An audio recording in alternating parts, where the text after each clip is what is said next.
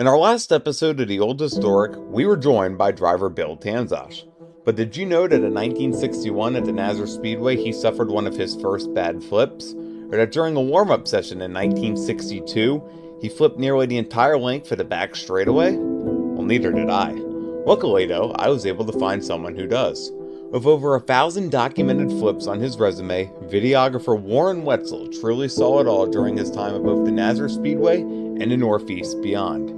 Today, for this fifth installment of The Old Historic, I'm joined by my friend and lifelong videographer Warren Wetzel to pick the brains of the flip master and hear stories of his career both behind the video camera and even the steering wheel for a brief time where he competed at the Nazareth Speedway, even ending up in Victory Lane. Let's head into the archives today as we talk to one of the great videographers of the Nazareth Speedway. Let's head into The Old Historic.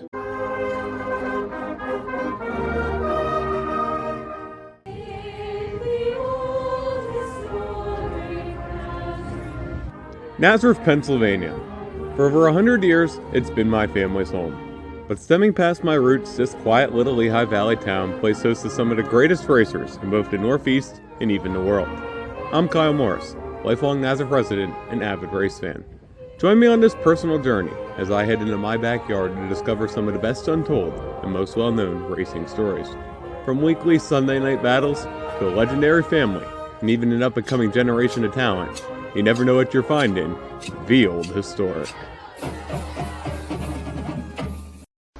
Hello race fans, welcome into episode 5 of The Old Historic, and today I'm honored to be joined by my friend and Nazareth Speedway track photographer, Mr. Warren Wetzel. Warren, thanks for joining me today. Well, thank you for having me. So we're going to be joined today by him guys for episode 5, and here today we're just going to hear some stories of, was it almost 25, 30 years behind the camera and that at both Nazareth, Flemington, Dorney, Grandview? Yeah, everywhere. Everywhere, yep. So, what really got you started into racing? In racing, in 1947, I was at my first race, midgets at Dorney Park. Then my dad took me to Nazareth in 1952, dirt track, and I just fell in love with it. It just smells, the action, I just fell in love with it. So I had to go every week, and my dad didn't want any part of that. So I even hitchhiked to go over there. I only lived 4 miles from the track. So right. I even walked over one time and walked back. So anyway, that got me going into racing. And I always thought, wouldn't it be neat if you could record this? I knew people took movies. So I thought, you know, that would be a neat thing to do. Unfortunately, I didn't have a movie camera. And we're talking, I would have been 12 years old. Right. So anyway, eventually, around 1957, my one brother got a movie camera, and my older brother was racing at Mahoney in a hobby car division. He took movies of that, and oh my God, I loved it. I had to look at those movies every day, you know. Yeah. So anyway, to make a long story short, around 1963, when I got married, my wife bought me a movie camera, and there we went. There we go. So I tried to, I often wondered, you know, sitting in the stands taking movies was okay, but I wanted to get down in the infield. Right. And well, that took me a long time. That took me, I think, into 1970. I got my first press pass at Nazareth, and well, I just expanded from there. I just kept doing it, and that was it. That's how it started. There we go. And from there, you got hired by, was it Area Auto Racing News, or? No, in 1965, I met Lenny Salmon Sr. Down at Langhorne. I knew who he was, and I wanted to do cartooning. I loved drawing at the time. And I approached him about letting me do cartoons in area auto racing because he loved it. Right. So I did it for a while. Unfortunately, I got drafted into the Army, and that ended that. And then when I came out of the Army, I continued to do cartoon work for Cavalcade of Auto Racing. Right. I did that for a while, and then where did I go from there? Meantime, I was shooting movies. Right. Shooting movies all the time too. So then, let's see, where'd I go from there? I got to look at my notes here. You're good. Oh, then I went to, I was at Nazareth one day shooting my movies, and at this point I had a press pass. Right. And a fella comes up to me and says, "You go here to the tracks a lot." I said, I go to as many as I can. Mm-hmm. And he said, "Would you like to write a column for our paper, Tri-State Speed Press," which was in, I think, Maryland. Mm-hmm. And I didn't want to do it, but he said, "Well, you know, we pay." Well, There we go, yeah. that did it. So I did that for a year. That went pretty well. Mm-hmm. Then a guy named Barry Schultz, who I knew from Reading, I knew him through, we'd have a weekly movie party, or a monthly movie party after the Kutztown Firehouse, Mm-hmm. and he ran it. He started a paper, if I remember it's called Keystone Auto News. And well, I wrote a column for him, and I started putting old pictures of him, which went over well. Then, a year later, Norm Patrick from New York, Gator Racing News, approached me about doing that for his paper. And I did. I switched the papers, and that went over really big. They gave me a whole page. It's called Coop and Coach Comments. And so that's how I started all that. And if I remember correctly, what you're talking about there, those pictures were the cars sitting in the junkyards and that, like the old modifieds and that. And then, well, that's a whole other story. And then people would send me pictures, and I would put them in for them, and that went over really big. But I wasn't really into writing columns. I didn't like doing that every week. Mm-hmm. So I just ventured on with the movies and was trying to figure out how I could reproduce them and sell them. Yeah. Because in order to copy movies, it isn't like it is now with all this digital stuff. You had to send them to Kodak, and then you had to wait and you had to pay and all that. I'm figuring, how could I duplicate these movies myself? Mm-hmm. And I developed a way to do that. It worked really well, but it still had to get them developed. Yeah. And well, anyway, that's how I started into selling the movies. And that went over good, but it was a lot of work. Right. Movies, copying movies, editing movies, and the funny thing about that is when I learned how to copy the movies, essentially what I did was you had a movie projector, a movie camera, and then a screen, and then you reshot it, okay? But with a movie camera, you didn't know until you got that film back and it came out right. Jeez. So it had to take time after time where I'd mark everything down, where I had that picture centered up perfectly. And then I sealed everything like that. Right. Then when you copy movies, the movie projector shutter goes like that, and you get a flicker. Oh yeah. Oh, that just stunk. So I had to figure out how would you do that. One night I'm laying in bed, bingo, it comes to me. And I changed the shutters around, it worked beautiful. And then from there it was full bore. I know you said, you know, just circling back a little bit, you said about the movie parties that you used to have. Those are showing your personal movies and that you used to sell, right? Yeah, Lou Burnell and I had every winter we'd have, I think, 3 or 4 at the Frenchtown American Legion, I believe it was, in Frenchtown, and that was a good movie party. That was great. No, we went all around. We went up to Orange County, New York. I did some in Bath at the American Legion. That was a lot of fun, it really was. Sure seems like it from the stories you told me and that. Yeah. So then I don't know, where were you now? Well, we ventured into videotape. Right. That made things greater because your tapes lasted 2 hours. You can let that camera run all night. When you shot movies, And this comes to why I shot mostly action. When you shoot 8mm movies, that reel, if you shoot at the time, which was a standard 18 frames a second, Yeah. it lasts 3 minutes and 20 seconds. And if you shoot at the professional 24 frames a second, it lasts 2 minutes 30 seconds. It looks a lot better at that speed. Right. But that's why you couldn't really cover the race.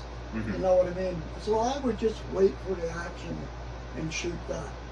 Now, when you got into videotape, the good thing, it ran longer. Mm-hmm.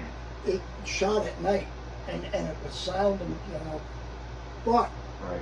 the video cameras had a delay in them. Mm-hmm. So, if you're shooting action, cars going by, and let's say you see a car going to the fence, and you want to shoot that, you pull the trigger. By the time it hits the fence, it flies through the air, then the camera starts. You missed it, yeah. So, we had to let the cameras run all the time. Mm-hmm. You know, you just held it and, oh, there's something. And then you had to come home, edit that out. Jeez. That's okay, Uh-huh. but then that made it, you're going a generation further. And in the old VHS days, if you went beyond that generation, it got bad. You know? Right. So now how do you figure this one out? Right. You just get better equipment and better equipment. It went from VHS, which was okay, to Super VHS, which was a lot better, Uh-huh. to Beta, which was better than VHS, but not as good as Super Beta. Uh-huh. Then they came out with Super Beta, which was, you know, I had all this equipment. Yeah. I had, I think, 15 decks running, and I had it all interlocked. Oh my God. Wow. Yeah, it was crazy. Yeah. And you didn't have a one button you push and everything right. Uh-huh. It was You all ought to independent. start the master and God. Wow. Can't even imagine. oh, it was nuts. Much different than how it is today. And then every once in a while you realize one or two of them wasn't running. Oh man. Start all over again then, or? So yeah, that was neat. So that's how I got into doing that. And then I started putting together highlight tapes at the end of the year, Mm-hmm. and selling those, and those went well. They really did. So I did that for, gosh, I don't know. I started videotape in '83, and I stopped doing video. I stopped doing that in '93. Okay. Then one fellow approached me, Jim Simmons, about he wanted to do a writing tape. Yeah. And I said, well, Jim, you know, I'm going to do one. Mm-hmm. He said, well, I'll pay it. Well, we'll do yours first. There we go. And that worked really good. That went well. Nice. And I ended up doing, I think, 14 productions for him. And I done, I think, 30 for myself. So that was it. And it just kept going on and on and on. The neatest thing, I think, happened is, I forget the year, but it was in the early 90s. No, well, whenever the movie Titanic came out, do you remember that? Well, maybe you don't remember that. A little before my time. You must have heard about it. Right, I know it was somewhere early A 90s. guy named James Cameron produced it. Uh-huh. And this is what the studio told me, so how true it is, I don't know. But he was going to produce a weekly TV series called Dark Angel, which did get produced. And he was one night in a scoping out for a bar room that had a big screen like a biker bar. Yeah. That would be showing movies. He went into a bar in Vancouver, British Columbia, Mm-hmm. and unbelievable, my tape's playing. No way. Wow. Oh my gosh! And this is what the studio told me. Yeah. So through that, he contacted his people, they contacted me, and said they want to license some of my stuff. No way. And they did. Wow. They absolutely did. The neat thing of that, the series did get produced, but every time you'd see the biker bar with the big screen, Yeah. I didn't see any of my stuff. Well, one time it was on. Okay. So, in the middle of that production, now they paid me a decent sum for that. In the middle of that production, I get a phone call. Another production crew came in. They didn't have the rights to my stuff, so they wanted the rights. So they had to buy it. Wow. I loved it. There we go. Yeah. So then, but that was neat. And they sent me a note. I have it somewhere that everything went well. So. Oh, that's really cool. So one thing you were known about too across your career in both a photographer and videographer was your fascination with flips. I know we said last time I was here over 1,000 flips that you recorded in person. And I know you actually have a log too of all the flips you recorded. Well, that was 1,000 at that point. I showed you a Jack Cromer. Yeah. Got me in the Stock Car magazine when I hit the 1,000 split, but that was in 1985. I got a few more than that. That came about only because what I told you, you couldn't shoot a whole race with the film you had, and so I would shoot that, and I would cut a lot of them. I mean, right. I know a lot of people don't like that, but I mean, I figured all the photographers had this thing. We don't want to see flips or crashes, but if they happen, we want to see them. Yeah, right. And that's what it came down to. And you know, God, like you go to Flemington, getting a flip there was like I always said, you're in a 5x10 room with a shotgun and a wingless bird. Right. You got it. We walk through the pits at Flemington and say, let the games begin, you know. Right. Well, it's now that you brought it up with Flemington, your moment of fame too, the sprint car crash, what was that, the late 80s? That was I just looked at that. I think it was 86. 86, okay. Yeah, that was creepy. Yeah. Sprint car flipping just inches away from your camera, if that. Yeah, I don't know, it happened so fast. I just kept the camera rolling, and that made national television. Right. Yeah.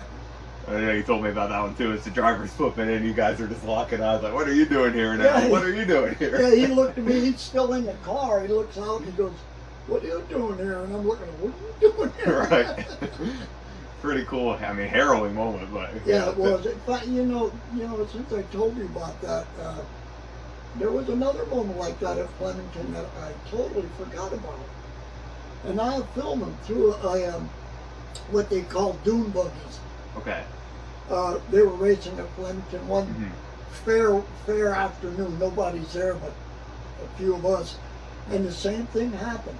Jeez. The same thing, this car, it's in my movies, stands on its nose on the fence, the inner fence. Right. But went that way. It didn't go this way. You're lucky there. Yeah, it was. Sprint car came your way though. The sprint car, yeah. I felt the air. That was creepy. Maybe that was my payback. I mean. Yeah, could have been. Yeah, maybe so. So once you put the camera down, then you picked up the steering wheel a little bit. So let's talk about your time as a driver a little bit too. Well, I actually, let's see, I only ran, I think, 14 races in figure eights. I ran one street stock race, but it was actually a press race, media race. And that I won, which was great. Yep. The figure eights, I was friends with Jack Zeiner. I worked with him at Pepsi Cup. And well, he just started his figure eight. And he bought another car because he wanted the engine from it. And I said to Jack, why don't you make two cars? I'll go half on that, which we did. And the first race, I thought I got third, but Jimmy Hunt, who was scoring, said I got seventh. So then the second race, I got really hit hard at the intersection. Right. Almost split the car. Jeez. And that was the end of that. It cracked the floorboards right across, and I wanted to repair it. Right. And well, Jack wanted the engine. Anyway, so after Jack took the engine, I built a car for myself, a 55 Chevy, and I ran that. I don't know, maybe 10, 12 races. That got damaged. Mm-hmm. So I sold it. I did not like working on cars. I never did. Right. So then my brother had a figure eight. He ran under the name of Buffalo Fuman Uh-huh. because him and another guy shared driving. He got out of it. I bought that car, ran that just a couple of times. Sold it to Tom Ziner. Yeah. And that was it. There we go. So, I was done with the figure eights. uh-huh. Then along the line, they were going to have a press race, Mm-hmm. and well, this is when Jack was already winning in his Dodge. Right. So I approached him about letting me drive it. He said, "Yeah, fine, you can drive it." Well, I drove that, and I won the race. Started 21st, and finished first. There we go. We had a really good race. So it was me and Bill Robbins, who was actually a sportsman driver. Okay. And well, I won it. I really felt good about that because I beat a sportsman driver. You know? Yeah, really cool. Yeah. And they said that between Bill and myself, we were only 1 second behind the fastest street stocks, Wow. which I thought that was pretty I was cool. gonna say, yeah, for the time especially. Wow. That's Yeah, really Bill cool. Robbins made one mistake, and I never told him this, but he had passed me Mhm. about halfway through the race. We were 1 and 2, Right. and he passed me for the lead. And if anything I liked, and always thought I would like, if I were a race driver, is I don't want to be first, I want to be second. Right. Because you put the pressure on the guy in first, Force them into he's going to mistakes. screw up. Yeah. And well, I don't know if that happened anymore. I remember we had a restart. I think there was 3 laps to go, Uh-huh. and I just shot into the lead, and I never saw him after that. Check the flag. There we go, yeah. That made me feel really good. I'm sure. It really did. So, Yeah. all right, another thing. Right after that, right after my racing career, I wanted to mention I also worked for Program Dynamics, Steve Barrett's Mhm. publication. I was doing all the old sections. I'm even doing all of the programs. Oh, really neat, yeah. Yeah. So I worked there for a while. I don't know if you know those programs, so you. I'm kind of familiar with them, yeah. So you Pit, had a it big was part in called that. Pit Stop.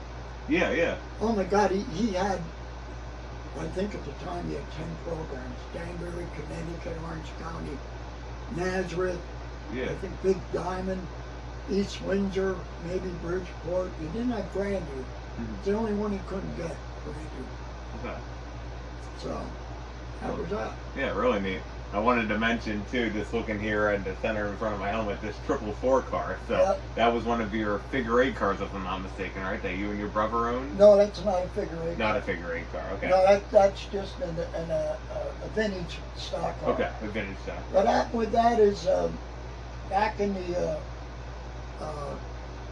early, mid-60s, Yeah. I found it setting in a field in Upper Black Eddy. Mhm. So I took a picture of it, you know. I Right. took Yeah. that. Kind of like we talked about earlier. Yeah. Anyway, years later, after it came out, well, actually, I think it would have been in the late 70s, Uh-huh. early 80s. I remembered where it was, and I went back with my brother, Yeah. and a guy named Harry Licklider owned it. And I said, could I buy the car? I would like to restore it. And he looks at me and says, buy it. He says, I'll give it to you. Well, there we go. Yeah. Another gift, you know. Right. So I brought it home here. Uh-huh. It was here. My brother lived here at the time. Right. He completely restored it. I'll give him credit. He did it. And then I drove it at Nazareth. I drove it at Big Diamond. Mm-hmm. And I know Dave, that's my brother, he ran it at Linda Speedway. Oh, yeah. I think they had 1 or 2 shows a month for the season. He won the championship with it. Nice. So, and then, well, between Dave and I, there were so many here. It ended up being like 60. Uh-huh. I only had 8. but he had the rest. Right. So anyway, that kind of got pushed aside, Uh-huh. and it sat outside, and well, you saw it. Yeah. But I mean, it still exists in the form that you Oh guys yeah, raced it in. So. it actually runs yet. Just rusted up a bit. Right. Yeah. Yeah. Super cool though. Yep. And then my brother bought the mushroom The special mushroom special. Yep. and the truck. He Uh-huh. bought that from a friend of ours, Dick Alamos. Yeah. And Dick Alamos is the one that had it built. Mhm. And he still has that. That is a beautiful car. There's a picture right there. Just looking right over my shoulder here. Yeah. Really cool. And then there were other. There was a number 45 that we had that I ran at. Let's see, at Nazareth. Mhm. And a 10C, which was an old Flemington car. I ran that at Penn National. And that was about it.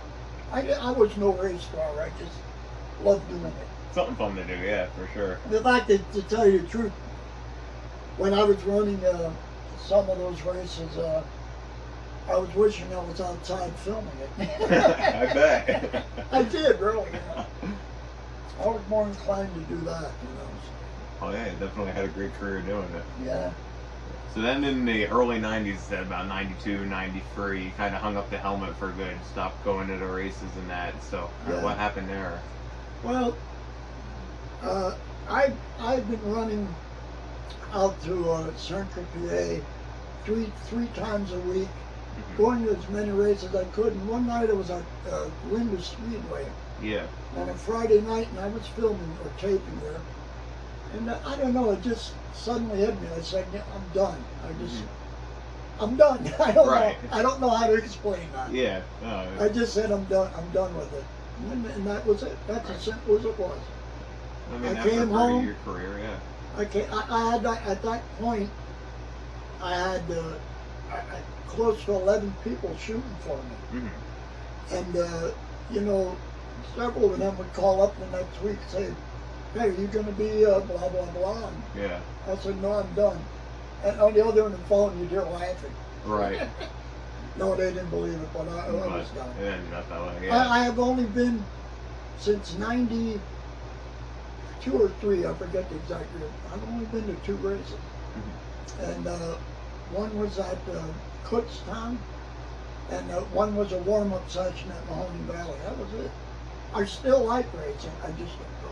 Right. No, I completely understand. I mean, yeah, like I kind of said, after 30-year career, we'd say, you know, it's kind of the burnout effect. I definitely understand with it. Well, you know, another thing too that happened is the cars changed so much, and I was never one for like, ooh, I love a certain driver. I like the cars. Right. I love these cars. Well, of course, they were history a long time ago. But I like the Gremlins, the Pintos. Yeah, yeah. In fact, the best racing that I saw was in the 70s when they transitioned to the Pintos in Vegas. And all that was great racing. But and then, you know, then it got into like the sheet metal bodies, which was okay, but I started losing interest. Right. So I ventured out into Rinker, PA sprint cars, which are awesome. Oh yeah. To this day, they're awesome, but it just got too much running out there all the time. Yep. During the Van May, Sammy Swindell, that era. Oh man. Kinzer, yeah. Yep, Steve Kinzer.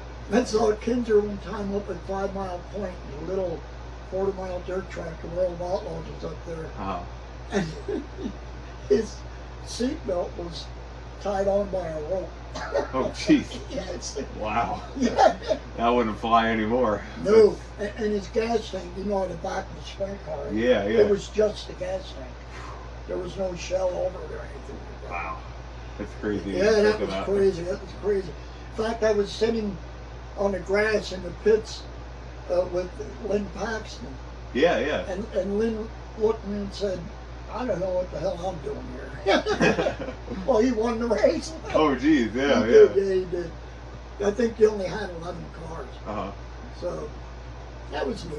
Oh, yeah. That kind of stuff was neat. The cool thing about that Lynn Paxton car, too, that car still exists. Just got to see it a couple weeks ago at the Eastern Museum of Motorsports. Yeah. So, I mean, really cool. You Oh, know, he was professionally restored. He was a heck of a driver. Especially out in central PA, yeah. Yep. So, I'm looking back at your time, the one question I always ask all my guests, when I mention the name Nazareth Speedway to you, is there one memory in particular that jumps out to you when you think of that? Or? Well, there's an incident there that jumps out that. Okay. And it was an awful incident. I mean, I really liked Nazareth. Nazareth I considered my home. Right. But a driver named Bobby Warville stalled coming off of the fourth turn at night, and a car rear-ended his car. Well, to make a long story short, they blew up in flames. And he come out of that car burning from head to toe and ran across the track, and that is, I still see that. That was horrible. Right. Yeah. That was just terrible. But fortunately, he Can't even survived. imagine, yeah. I know hearing that story from our episode 2 guest, Jim Hunt, too, just the way they changed some of the safety procedures there in the track in wake of that incident. So. I think, if I remember correctly, he had a t-shirt on and jeans. And I think right after that you had a little fire. Yeah, it was when they mandated the fire suit and that. A neat side to that is I didn't know Bobby Warford, but one night out front here we're unloading the Mushroom Special. Yeah. It was in the Flemington Museum, and we brought it home and we're unloading it to put it in the garage back here. And this car stopped. The guy comes out and says, can I help you push it? I said, you Bobby Wargo? He says, yeah. Wow. You know, what would you think? Right, right. So it's neat. Definitely. Those are neat little things that happen, you know. I think that's the thing, especially in a career as long as and as remarkable as yours, is all the cool little stories along the way. I think that's, in a way, that's what makes it, and that's probably the coolest part for me of this series, is getting to hear, not so much your headline stories, but those little side stories and the things. Yeah, there's some I can't tell you too. Well, I'm sure I'll believe it. But just to hear the stories that kind of made the Nazareth racing scene, what it was back in the day, it's definitely really neat. Nazareth was a great little track. I love Nazareth, Flemington. Well, God knows Reading. Yeah, yeah. But one other favorite track of mine was Grandview. That is a neat little track. And when the first time I seen sprints there, I thought, oh my. Still a cool track for sprint cars. Grandview, Port Royal. Port Royal's a great track. It is. Well, they all are. They are. They are. I can't be negative about any of them. They give me chills thinking about some of this. Yeah. Definitely cool, yeah. One thing that comes up that I really remember is my win in a street stock, in Ziner street stock. Yeah. In the press officials race. And that to me was special because I actually took a checkered flag at Nazareth and I even got a trophy. So that's very special to me. And I know we said too, you were able to beat a sportsman driver in that race too. Yeah, Bill Robbins. Yep. Yes, yeah. So he was also, I believe, the track announcer too. Something with the radio, the WPA station, right? Yeah. Yep. Yep. So then, in closing, is there any final memories or comments that you want to make sure that we document as a part of this series? Well, I want to thank everyone that helped me. There was, I don't know, 11, 12 people like Mark Kramus, Lester Potts, Bill Schroyer, Elmer Kramer, John Riley. Oh my God, who else? There was Barry Boyd, Bruce Craig. All of them contributed, and I really appreciate it. Yeah, of course, a lot of great guys that helped you out with your photographers and just a lot of friends along the way. Yeah, too. I think that's what's cool. Jimmy Hunt, Lou Burnell. Yep. They was all great. A lot of awesome guys for sure. Yeah, I missed the whole deal. I wish I could go back. I'm talking to you. Hey, great as always. Well, I really appreciate you joining me today. Always fun. Guys, for more great motorsports content like this, be sure to hit that subscribe button down below to support the channel and to support the series. If you want to take your support a step further, this hat I'm wearing right here and other merchandise available, top link in the description below. All proceeds go to the benefits that I do here in this channel as far as funding some camera equipment, some of the photography equipment we use here. So, great way to support the series. But as far as liking it, subscribing and sharing the video, everything helps in making this series what it is. So, Warren, thank you so much for joining me, guys. Thank you so much for watching. For Camo on YouTube and the Old Historic, my name is Kyle Morse. Once again, saying thank you so much for watching, and we'll see you next time in the Old Historic.